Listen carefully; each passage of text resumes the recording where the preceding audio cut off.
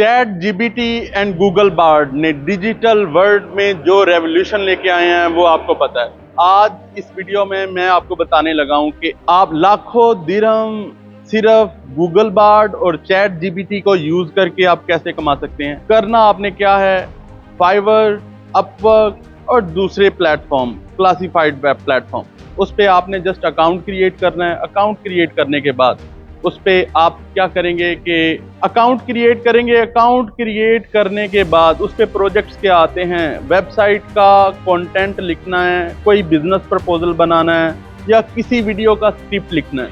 इस तरह का कोई भी प्रोजेक्ट आप चैट जीपीटी पे या गूगल बार्ड पे आप देंगे।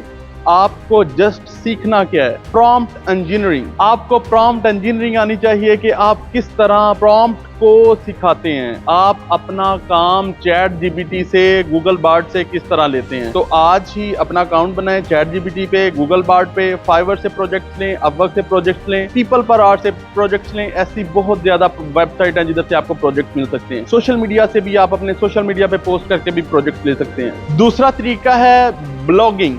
ब्लॉग आपने किस तरह बनाना है, किसी स्पेसिफिक नीश पे एक ब्लॉग बनाएंगे, कंटेंट आप राइट करवाएंगे चैट जीपीटी से, अपनी वेबसाइट पे लगाएंगे, थ्रू एसईओ अपनी वेबसाइट रैंक करवाएंगे, ट्रैफिक लाएंगे, एडसेंस अप्लाई करेंगे और आप लाखों कमाएंगे। Thank you very much.